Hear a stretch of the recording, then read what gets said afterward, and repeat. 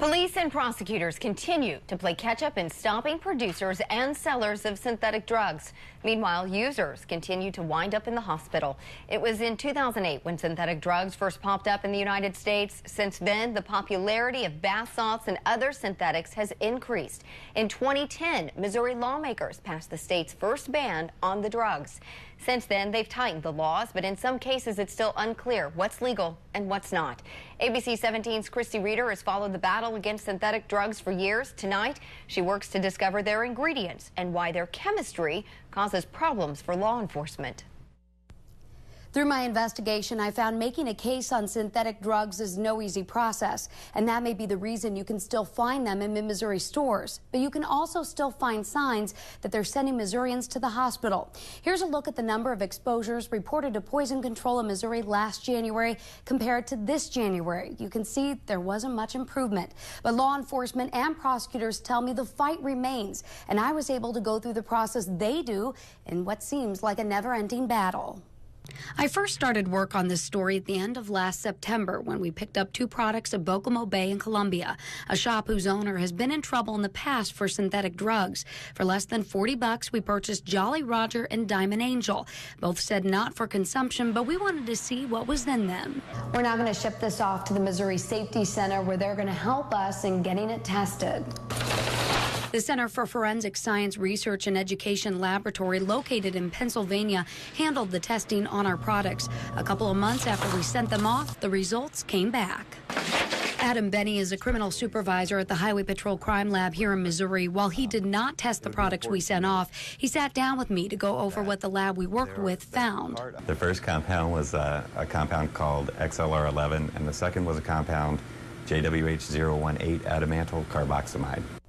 And what I learned is that those compounds are not on the list of scheduled controlled substances in Missouri, which you can see many are listed. Still, it's hard to say whether they're legal. Missouri has an analog statute, which means substances that have a similar chemical structure and similar effects on the central nervous system could be considered a controlled substance. At this point, could you say if those fall into that category? There's not a consensus in the forensic science community at this point for those specific compounds of whether or not they would fall into one of those categories of controlled substance analog. Benny did tell me what was found in Jolly Roger is something they are seeing more of at the lab, being submitted from law enforcement agencies across the state. Currently, it is not scheduled. That doesn't necessarily mean that it is not illegal, but there is, it's not something that a determination has yet been made on. The frustration I had of the time it took for us to buy the products, send them off for testing, only for it to come back that more testing may need to be done to see whether it's illegal, is what police and prosecutors have to deal with. Ever since these synthetic products hit the market, it's a cat and mouse game between law enforcement and the manufacturers of these products. But enforcement won't stop. Stephanie Morrill works with the Boone County Prosecutor's Office and has handled synthetic drug cases. I asked her if she thought the current laws on synthetics were enough to tackle the problem. I think the fact that we have the analog definition, that that is kind of the best way we can address this issue, because they are constantly changing the chemical compound. And so we could turn around tomorrow and add 10 more items on the scheduled list.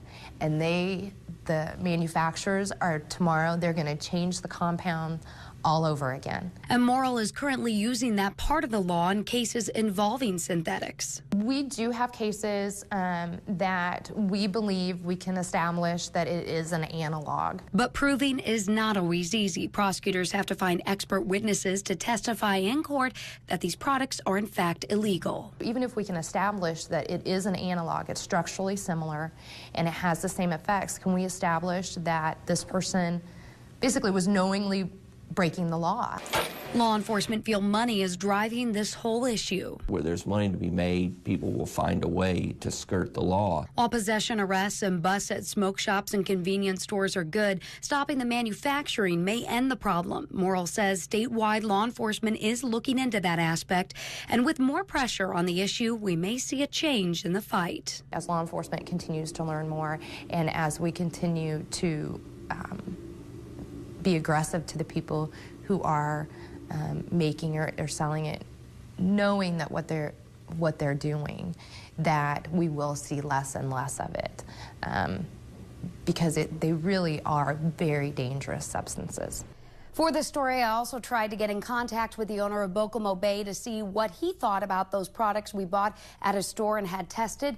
After a couple of attempts, he never got back to me, but his staff insists they do not sell synthetic drugs or incense. Back to you.